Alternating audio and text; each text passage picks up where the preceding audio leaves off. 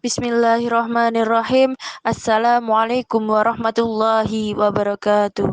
Baik, kami di sini dari kelompok 12 dengan anggota Rima Winata Safitri, Rizky Putri Nur Cahyanti ingin mempresentasikan sebuah makalah dengan tema Manajemen Strategi di Lembaga Pendidikan.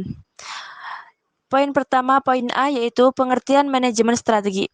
Manajemen strategi adalah sebagai suatu seni dan ilmu yang isinya mengenai pembuatan atau formulating, penerapan atau implementing, dan evaluasi atau evaluating keputusan-keputusan strategis dari fungsi yang memungkinkan sebuah organisasi mencapai tujuannya di masa yang akan datang.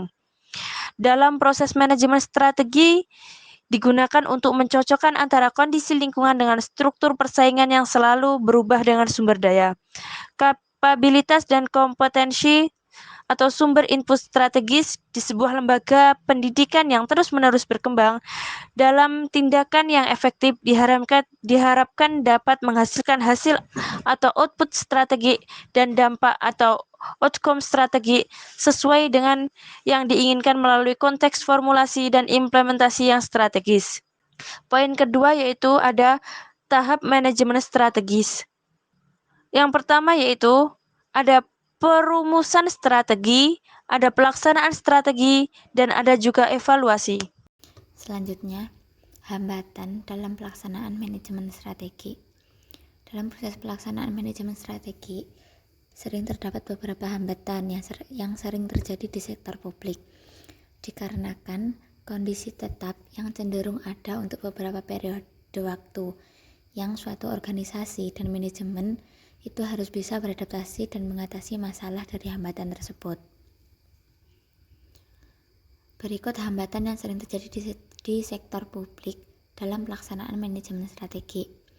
Yang pertama, adanya perbedaan yang mendasar dalam undang-undangnya, di mana sektor publik yang menggunakan konstitusi negara sehingga membuatnya lebih kaku dan harus dilakukan cross-check dengan undang-undang yang sudah ada ketika akan membuat suatu program kegiatan, sehingga program yang dibangun itu tidak melanggar undang-undang dan sesuai dengan prosedur dari instansi.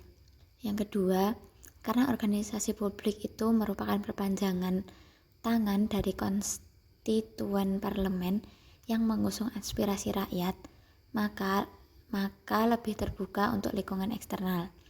Sehingga dalam visi dan misi ataupun programnya itu harus disesuaikan dengan harapan rakyat.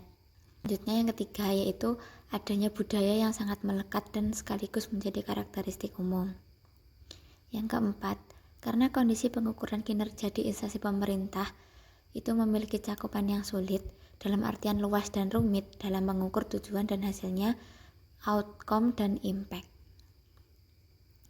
Yang kelima, adanya keterbatasan informasi, bahkan asimetri informasi yang menjadi kendala bagi organisasi untuk bisa mengendalikan keputusan yang berkualitas. Hal ini terjadi dikarenakan adanya pembelokan tujuan intensif yang terkait dengan penerapan manajemen strategi. Selanjutnya, analisis SWOT sekolah atau madrasah. Analisis SWOT ini adalah proses analisis yang dapat menggambarkan situasi dan kondisi dari sebuah organisasi, baik perusahaan atau lembaga pendidikan yang sedang dihadapi.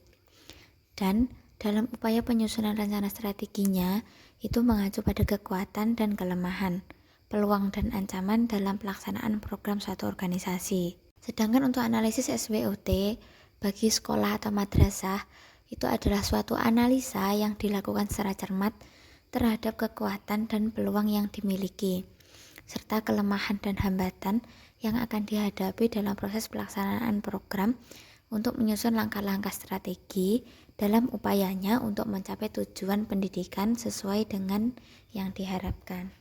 Selanjutnya yaitu langkah-langkah dalam analisis SWOT sekolah atau madrasah.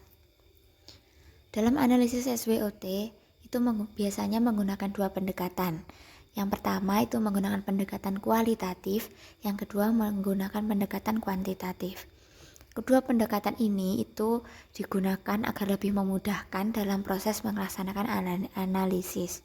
Adapun langkah-langkah dalam analisis SWOT adalah yang pertama, langkah-langkah yang dengan menggunakan pendekatan kualitatif, yaitu dengan pengumpulan data dengan dapat menghadirkan semua stakeholder lembaga yang dilakukan dengan wawancara secara mendalam, dokumentasi, dan observasi.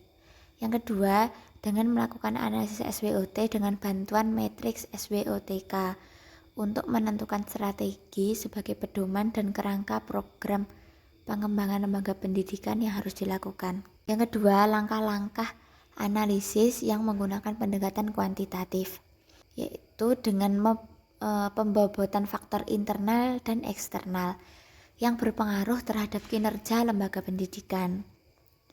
Pembobotan kedua faktor ini itu untuk setiap faktornya didasarkan pada besarnya pengaruh tersebut terhadap kinerja organisasi yang diukur, kontribusi yang dihasilkan, dan dari besarnya usaha yang dilakukan. Sekian presentasi dari kelompok kami. Apabila ada kurangnya mohon maaf. Akhiran, wassalamualaikum warahmatullahi wabarakatuh.